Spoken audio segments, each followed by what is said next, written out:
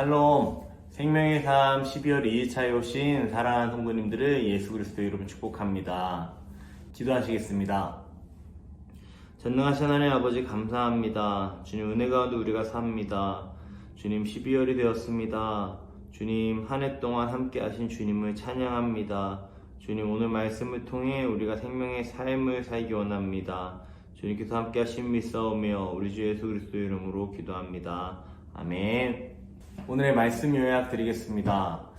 바울은 하나님의 능력을 따라 복음과 함께 고난을 받으라고 말합니다. 자신은 사망을 패하신 그리스도의 복음을 위해 고난당하지만 이를 부끄러워하지 않는다고 말합니다. 바울은 자신이 전한 바른 말과 아름다운 것을 지키라고 디모데에게 당부하며 오네시보로의 집에 긍휼 베푸시기를 주님께 간구합니다. 디모데후서 1장 8절로 18절 말씀을 제가 읽어드리겠습니다. 그러므로 너는 내가 우리 주를 증언함과 또 주를 위하여 갇힌 자 된 나를 부끄러워하지 말고 오직 하나님의 능력을 따라 복음과 함께 고난을 받으라. 하나님이 우리를 구원하사 거룩하신 소명으로 부르심은 우리의 행위대로 하심이 아니오 오직 자기의 뜻과 영원전부터 그리스도 예수 안에서 우리에게 주신 은혜대로 하심이라. 이제는 우리 구주 그리스도 예수의 나타나심으로 말미암아 나타났으니 그는 사망을 패하시고 복음으로써 생명과 썩지 아니할 것을 드러내신지라. 내가 이 복음을 위하여 선포자와 사도와 교사로 세우심을 입었노라. 이로 말미암아 내가 또 이 고난을 받되 부끄러워하지 아니함은 내가 믿는 자를 내가 알고 또 내가 의탁한 것을 그날까지 그가 능히 지키실 줄을 확신함이라. 너는 그리스도 예수 안에 있는 믿음과 사랑으로서 내게 들은 바 바른 말을 본받아 지키고 우리 안에 거하시는 성령으로 말미암아 내게 부탁한 아름다운 것을 지키라. 아시아에 있는 모든 사람이 나를 버린 이 일을 내가 아나니 그 중에는 부겔로와 허모게네도 있느니라. 원하건대 주께서 오네시보로의 집에 긍휼을 베푸시옵소서. 그가 나를 자주 격려해 주고 내가 사슬에 매인 것을 부끄러워하지 아니하고 로마에 있을 때에 나를 부지런히 찾아와 만났음이라. 원하건대 주께서 그로 하여금 그날에 주의 긍휼을 입게 하여 주옵소서. 또 그가 에베소에서 많이 봉사한 것을 내가 잘 아느니라. 아멘. 오늘의 본문은 감옥에 갇힌 바울이 디모데에게 하는 권면입니다. 이 권면은 복음이 무엇인지 그리고 복음 안에서 우리가 어떻게 구원을 받았는지에 대한 바른 지식으로부터 시작됩니다. 바울은 디모데에게 구체적으로 다음과 같은 실제적인 태도를 권면합니다. 첫째는 복음 때문에 오간에 갇힌 자신을 부끄러워하지 말라는 것이고, 둘째는 복음과 함께 고난을 받으라는 것입니다. 감옥에 갇힌 것은 세상 기준으로 볼 때는 매우 수치스러운 일일 수 있습니다. 하지만 수감된 이유가 복음 때문이었기에 바울은 오히려 그것을 영광스럽게 여겼습니다. 복음은 구원을 위한 하나님의 능력입니다.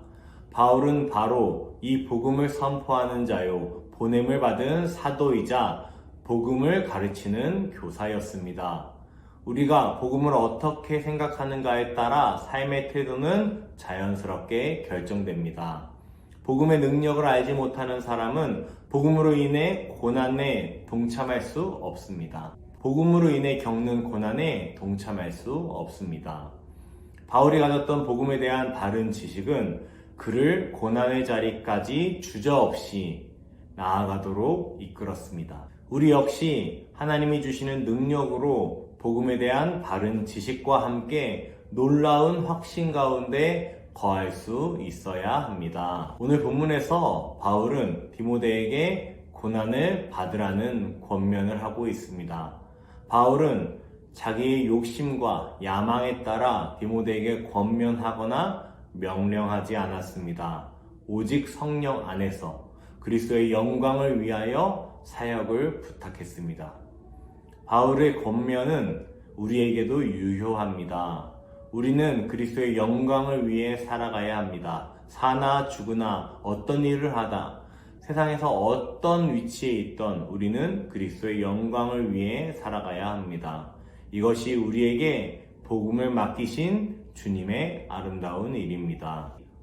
이것이 우리에게 복음을 맡기신 주님께 아름다운 일입니다. 성경은 복음이 구원을 위한 하나님의 능력이라고 가르치고 있습니다. 그러나 이 복음을 따르는 삶은 결코 쉽지만은 않습니다. 고난이 수반되기 때문입니다. 그렇지만 주님이 그 삶을 반드시 선한 결과로 보상해 주실 것을 믿음으로 바라시길 바랍니다. 그 확신으로 믿음의 경주를 완주하게 될 것입니다. 적용 질문 드리겠습니다.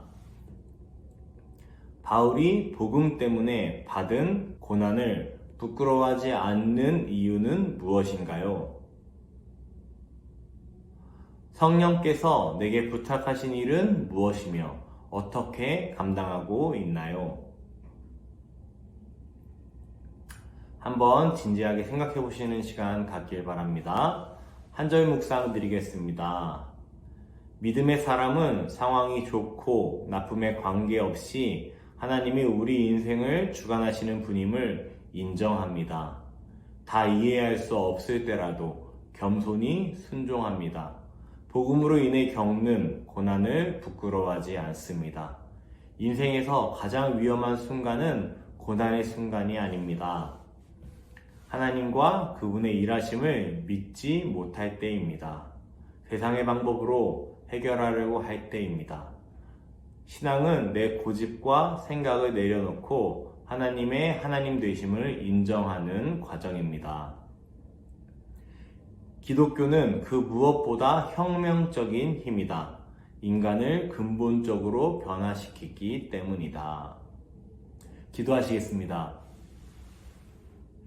사랑하는 주님, 복음을 위해 산다고 하면서도 복음으로 인해 받는 고난을 싫고 두려워했음을 고백합니다.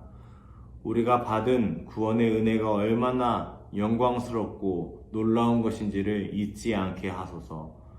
복음 때문에 핍박을 받아도 부끄러워하지 않으며 끝까지 성령의 능력에 힘입어 사명의 길을 가게 하소서.